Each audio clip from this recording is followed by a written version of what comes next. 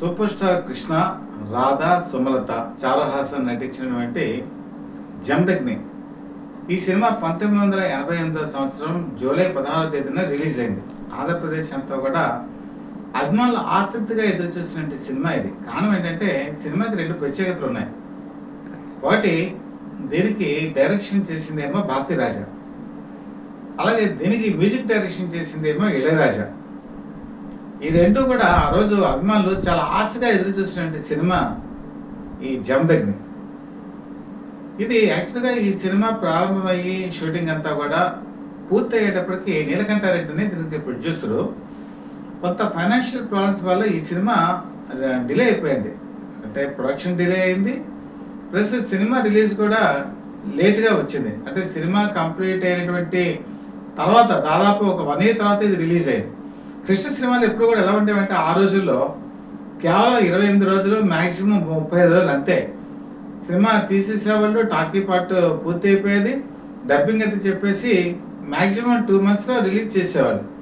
కానీ ఈ సినిమాకి లేట్ అవటం ఈ సినిమాకి ఒక మైనస్ పాయింట్ అయింది. ఎందుకంటే ఏ సినిమా కూడా హిస్టరీలో ఎక్కువగా లేట్ అయిందంటే మాత్రం సినిమా ఆడేటువంటి అవకాశాలు ఉండవు. ఈ నెగటివ్ ప్రభావం ఈ సినిమా మీద పడింది. ఇంకా ఆ టైంలో ఈ రాజకీయ నేపథ్యంతో ఈ సినిమా రన్ అవుతుంది. అంటే జర్నలిస్ట్గా సూపర్ స్టార్ కృష్ణ ఇందులో నటించారు. నిప్పురవ్వ అనేటువంటి ఒక పేపర్కి పాత్రికేయుడిగా, ఒక ఇన్వెస్టిగేషన్ జర్నలిస్ట్గా కూడా కనిపిస్తారు. ముఖ్యంగా సత్యనారాయణ విలనిజం, ఒక అంటే నకిలీ రాజకీయాలు అనుకోవచ్చు, కుహానా రాజకీయాలు అనుకోవచ్చు, లేకపోతే రాజకీయ ముసుగులో చేసినటువంటి నక్కజిత్తులు అనుకోవచ్చు. ఏదైనా సరే ఆ కుటిల నీతిని ఎదురొడ్డి పోరాడేటువంటి జమదగ్నిగా కృష్ణ ఇందులో నటించినా కూడా ఆ రోజుల్లో మేజర్ ప్రాబ్లం ఎక్కడొచ్చిందంటే కృష్ణ 1986 నుంచి కనుక చూసుకుంటే నా పిలిపే ప్రపంచనం ఇలాంటి సినిమాలన్నీ కూడా ఆయన తీశారు. ఈ సినిమాలు యాక్చువల్గా ఏంటంటే అప్పట్లో ఎన్టీ రామారావుని ఉద్దేశించి తీస్తున్నారు అనేటువంటి ఒక ఇది ఆ రోజుల్లో ప్రజల్లోకి వచ్చింది. అందులో కొంతవరకు నిజం కూడా ఉంది. ఈ సినిమా అయితే యాక్చువల్గా ఇది ఎన్టీ రామారావు ఆ రోజు ముఖ్యమంత్రిగా ఉన్నారు, ఆయనకి అగెన్స్ట్గా తీసిన సినిమా అయితే కాదు. కాకపోతే జనాలు ఏం ఫీల్ అయ్యారంటే ఆ పరంపరలో చాలా సినిమాలు వస్తున్నాయి కాబట్టి ఇది కూడా అలాంటి తరహా చిత్రమే అని చెప్పి అనుకున్నారు. అదొకటి చాలా పెద్ద మైనస్ పాయింట్ అయింది. భారతీ రాజా పొలిటికల్ బ్యాక్గ్రౌండ్ కాకుండా వేరే సబ్జెక్ట్ కనుక తీసుకుంటే ఆ సినిమా సూపర్ డూపర్ హిట్ అయ్యేది. భారతీ రాజా టేకింగ్ని ఎప్పుడు మనం అండర్ ఎస్టిమేట్ చేయలేం. ఎర్రగులాబీలు సినిమా తీసుకుంటే ఆయన టేకింగ్ ఏంటో మనకు అర్థమైపోతుంది. అలాగే ఖైదీ బ్యాట్ అని చెప్పి ఒక సినిమా వచ్చింది కమల్ హాసన్తో, టేకింగ్ చాలా అద్భుతంగా ఉంటుంది. మీకు చిరంజీవితో ఆరాధన సినిమా కూడా టేకింగ్ చాలా బాగుంటుంది. అదే ఎక్స్పెక్టేషన్ కృష్ణ అభిమానులు కూడా ఆశగా ఎదురు చూసినటువంటి చిత్రం ఇది. భారతీ రాజా ఇందులో కూడా టేకింగ్ బాగుంటుంది. కాకపోతే రాజకీయం అనేటువంటి బ్యాక్డ్రాప్ ఎప్పుడైతే వచ్చిందో అది ఆ సినిమాకి మైనస్ పాయింట్ అయింది.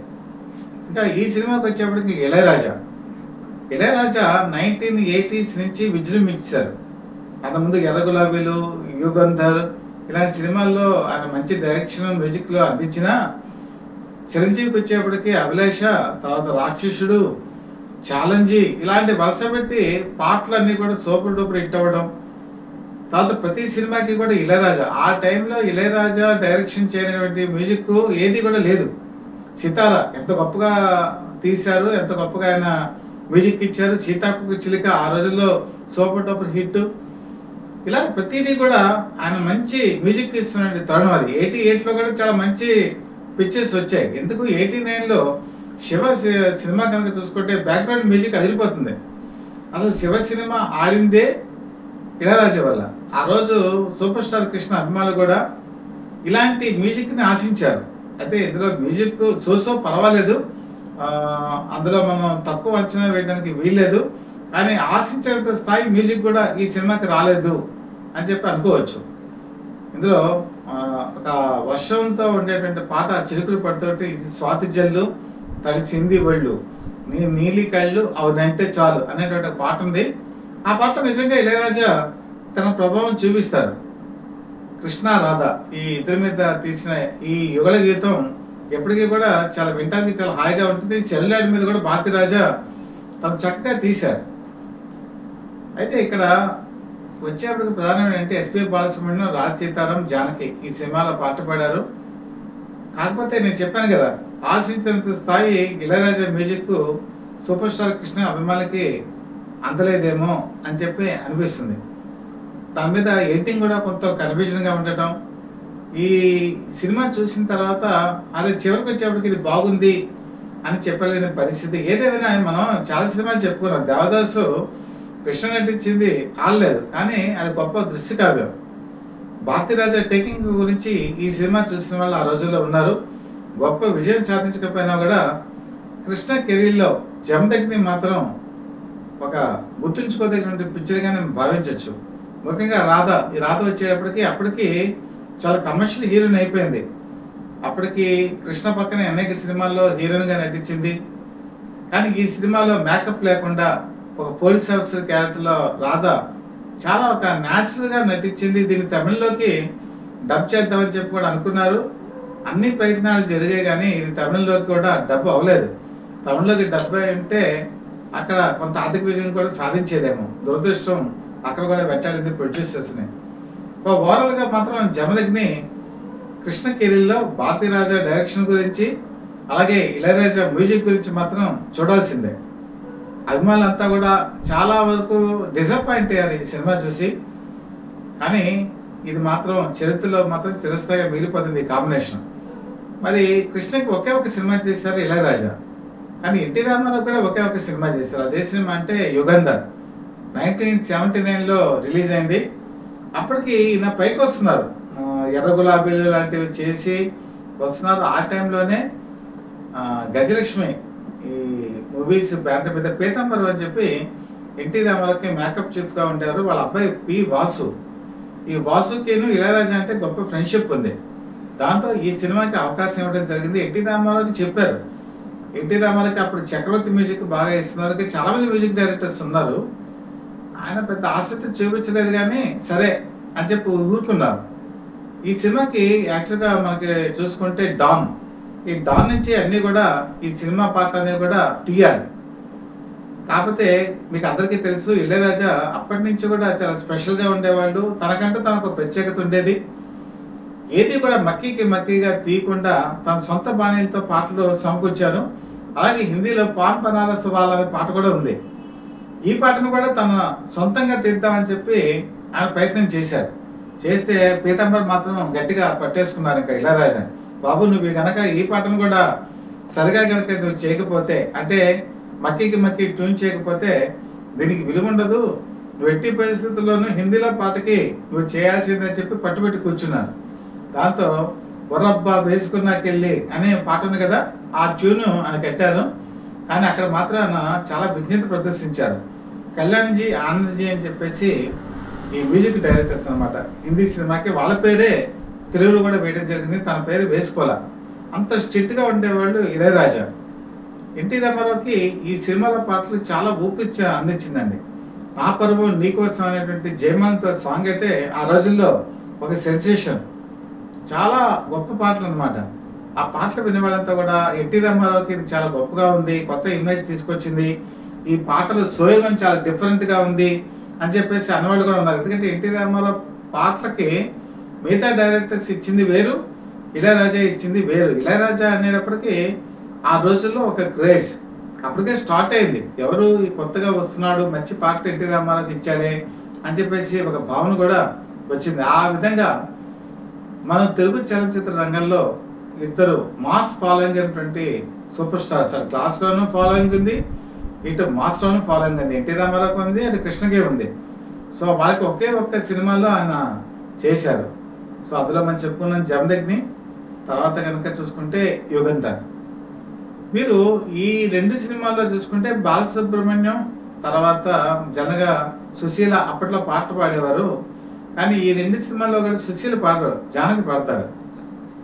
అంతేకాదు అసలు మీకు మొత్తం కనుక చూసుకుంటే ఇళయరాజా చేసినటువంటి అన్ని సినిమాల్లో కూడా సుశీల పాడరు, ఇళయరాజాకి జానకి మాత్రమే పాడతారు. ఇది కారణం ఏంటి?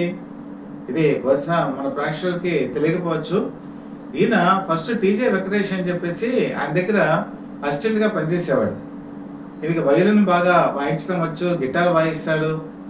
ఇది అన్నీ మంచి సకల కళా వల్లవన్ అంటారు కదా, సకల కళలు ఈయనకి తెలుసు మ్యూజిక్లో. అంత ప్రతిభ ఉన్నటువంటి వ్యక్తి. పి సుశీల ఒక పాట పాడుతున్నారు వెంకటేష్ మ్యూజిక్ డైరెక్షన్లో. ఈయన అప్పటికి ఒక అసిస్టెంట్గానే మాత్రం ఉన్నారు. ఈయన వయలిన్ వాయిస్తున్నారు. వయలిన్ వాయించడంలో కొద్దిగా శృతి తప్పిందా అన్న డౌట్ పి సుశీలకు వచ్చింది. వెంటనే రికార్డింగ్ రూమ్ నుంచి ఆ వయలిన్ వాయిస్తున్నది ఎవరో అన్నారు. ఇళయరాజా లేచి నేనే అన్నారు. నీకు అసలు వయలిన్ వాయించడం వచ్చా అని అడిగారు. నీ పన్ను చూసుకోమ్మా అని చెప్పి అన్నారు ఇళయరాజా. జనగా ఇళయరాజా ఆ రోజుకి పెద్ద ఫేమస్ కాదు. పి సుశీల ఆ రోజుల్లో ఫేమస్ సింగర్. ఆవిడ నిర్దేశించగలరు ఏదైనా సరే. దాంతో గొడవ అనేది వచ్చేసింది. గొడవ వచ్చేప్పటికి ఇంకా ఆ పాటకి చేయకుండా ఇళయరాజా వెళ్ళిపోయారు. ఇళయరాజా చాలా గొప్ప విద్వాంసుడు, కానీ ఎట్ ద సేమ్ టైం చాలా స్వాభిమానం కదా వ్యక్తి. ఆ వెళ్ళిపోవటం అప్పుడు ఆయన నిర్ణయించుకున్నారు, నేను భవిష్యత్తులో సంగీతం కనుక చేస్తే నా సినిమాలో పి సుశీల పాడటానికి వీలు లేదు అని. వాళ్ళు ఎందుకు తీర్మానించుకున్నారో కానీ అది ఆవిడకి శాపం అనుకోవచ్చో ఏంటో నాకు తెలియదు. కానీ ఎస్ జానకి మాత్రం ఒక వరంగా మారింది. ఇళయరాజా చేసే ప్రతి మ్యూజిక్ డైరెక్షన్లోనూ ఎస్ జానకి పాడేవాళ్ళు. మీరు చూడండి, చాలా సూపర్ డూపర్ హిట్ సాంగ్స్ అన్ని కూడా మరి ఇళయరాజా డైరెక్షన్లోనే ఆవిడ పాడారు కూడా. ఆ విధంగా వాళ్ళిద్దరి మధ్య క్లాష్. చివరికి క్లాష్ ఎక్కడ తిరిగిందంటే స్వాతి ముత్యం ఈ సినిమాలో లాలీ లాలీ అనే ఒక పాట ఉంది కదా, ఆ పాటకి కె విశ్వనాథ్ అయితే పట్టుబెట్టారు. ఇళయరాజాతో నచ్చ చెప్పారు, నేను పి సుశీల చేత పాడిద్దాం అనుకుంటున్నాను, మీ మధ్య ఇది వద్దు అని చెప్పడంతో ఆ ఒకే ఒక పాటకి వాళ్ళిద్దరు కూడా మ్యూజిక్ డైరెక్షన్ చేయడం జరిగింది. ఆ తర్వాత కాలంలో కూడా పి సుశీల ఇళయరాజా డైరెక్షన్లో పార్టిసిపేషన్ చేయలేదు. ఇంత ఉంటుందండి. ఏదైనా సరే ఒక మ్యూజిక్ డైరెక్టర్ అనేటప్పటికీ ఆ మనస్తత్వం ఆ విధంగా ఏర్పడిపోతుంది. కాబట్టి ఈ రకంగా చూసుకుంటే ఈ తెలుగు సినిమా రంగంలో ఇళయరాజా ప్రభంజనం మనం ఎప్పుడు కూడా తక్కువగా అంచనా వేయడానికి వీల్లేదు. ఆయన మహోజ్వలంగా ఎదిగారు. నేను చెప్పినటువంటి జమదగ్ని రిలీజ్ అయ్యే టైం కూడా ఆయన చాలా పీక్ పీరియడ్లో ఉన్నారు. 90s దాటిన తర్వాత వాళ్ళ అబ్బాయి పుట్టినరోజు పండుగ, ఇంట్లో పండుగ జరుగుతోంది. అందరినీ పిలిచారు. పెద్ద పెద్ద స్టార్స్ అందరూ కూడా తమిళంలో వచ్చారు, తెలుగు నుంచే వచ్చారు. ఆ బర్త్డే ఫంక్షన్ సందర్భంగా కేక్ కట్ చేసే టైంకి ఇళయరాజా పైనుండి కిందకి మెట్లు దిగి రాలా, ఎవరిని అభినందించలా, ఎవరిని విష్ చేయాలా, ఎవరిని పలకరించలా. దాంతో ఆ రోజు రజనీకాంత్, కమల్ హాసన్ ఇలాంటి పెద్ద పెద్ద స్టార్స్ అంతా కూడా ఫీల్ అయ్యారు. అదేంటి మేము బర్త్డే ఫంక్షన్కి వస్తే ఇళయరాజా వచ్చి మాకు విష్ చేయలేదేంటి అని చెప్పి కొంత ఫీల్ అయ్యారు, బయటికి వెళ్ళిపోయారు.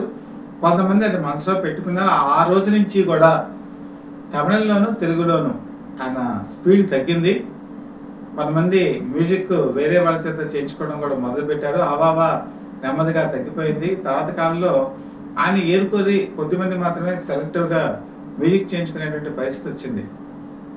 ఇది ఇళయరాజాకు ఉన్నటువంటి ప్రస్థానం. ఆ ఇళయరాజా ప్రస్థానంలో సూపర్ స్టార్ కృష్ణకు ఉన్నటువంటి జమదగ్ని సినిమా కూడా మనం చెప్పుకోవడం జరిగింది. అలాగే ఎన్టీ రామారావు నడిచిన యుగంధర్ సినిమా కూడా చెప్పింది. కానీ అక్కినేని నాగేశ్వర సినిమా ఏది కూడా ఇళయరాజా కాంబినేషన్లో రాలేదు. అలాగే స్వామిబాబు సినిమా కూడా ఏది కూడా రాలేదు. అలాగే కృష్ణరాజు సినిమా కూడా ఏది రాలేదు. అంటే ఆ తరం నటీనటుల్లో వాళ్ళెవరికి రానటువంటి అవకాశం ఒక ఎన్టీ రామారావు, కృష్ణకి మాత్రం వచ్చింది. ఇళయరాజా ఒక సెన్సేషన్, ఒక ఉత్తుంగ తరంగం. ఆయన మ్యూజిక్ని ఎప్పుడూ కూడా ప్రజలు గుర్తుపెట్టుకుంటారు. ఆ రోజు సీతాకోక చిలుకలో ఆయన ఇచ్చినటువంటి పాటలో యువతరం మనసును గిలిగెత్తులు పెట్టింది. మరి తర్వాత కాలంలో కనుక చూసుకుంటే అనేక పాటలు, మరి శివ సినిమా కనుక చూసుకుంటే మ్యాట్ని ఆట ఉంది, బాటని పాట ఉంది, దేనికో ఓటు చెప్పరా అన్న పాట ఎంత సెన్సేషన్ ఏంటో మీకు అందరికీ తెలిసిందే. అలాంటి గొప్ప గొప్ప పాటలు ఇచ్చినటువంటి మరి ఇళయరాజా నుంచి జారుబారిన జమదగ్ని సినిమాలో ఇది స్వాతి జల్లు తడిసింది ఒళ్ళు మాత్రం మనకి నిజంగానే ఒక హృదయాన్ని తడుపుతుంది. సూపర్ స్టార్ కృష్ణ మన మదిని అలా స్పృశిస్తారు. ఆయన అనుభవాలన్నీ కూడా చాలా గొప్పవి. అయితే నేను ఈ అనుభవాలు చెప్తున్నప్పుడు దాసరి శంకర్ అని చెప్పేసి ఒక అభిమాని నాకు కామెంట్స్ పెట్టడం నాకు చాలా ఆశ్చర్యం కలిగిస్తుంది. ఆమెకి గొప్ప నాలెడ్జ్ ఉంది. ఆ సినిమా ఎక్కడ రిలీజ్ అయింది, ఎన్ని రోజులు ఆడింది, కలెక్షన్ ఎంత, అన్నీ కూడా కామెంట్స్ రూపంలో తెలియజేస్తున్నారు. ఆయనకి చాలా అభినందనలు. ఇంత గుర్తుపెట్టుకొని ఇంత రకంగా ఆయన చెప్పడం అంటే నాకు చాలా ఆశ్చర్యం కలిగజేస్తుంది. ఇప్పటికీ కృష్ణ మిమ్మల్ని చెక్కు చేదలేదండి. సూపర్ స్టార్ కృష్ణ మరణించిన ఇప్పుడు దాదాపు 3 సంవత్సరాలు దాటిపోయినా కూడా ఆయన అభిమానులు ఎప్పుడూ కూడా చక్కని అభిమానంతో ఉంటారు. అది మాత్రం చాలా సంతోషం. ఆయన గుర్తుపెట్టుకున్నందుకు. అలా చిరస్థాయి చిరంజీవిగా ఉండిపోయారు ఆయన. అలాగే మిగతా వాళ్ళు కూడా మీకు కామెంట్స్ ఏమైనా ఉంటే నాకు తెలియచేయండి. ఇందులో మీకు తెలిసిన అంశాలు, అలాగే మీకు నచ్చని అంశాలు గనక చెప్పగలిగితే నాకు వచ్చే వీడియోస్‌లో వాటిని నేను రెక్టిఫై చేసుకుంటాను. చాలా వరకు మీకు తెలియని విషయాలు తెలియచెప్పడానికి నేను ప్రయత్నం చేస్తున్నాను. వాటిని ఆదరిస్తున్న మీ అందరికీ కూడా మనస్ఫూర్తిగా ధన్యవాదాలు తెలియజేసుకుంటూ మీ డివిఎస్ఎస్ కృష్ణప్రసాద్.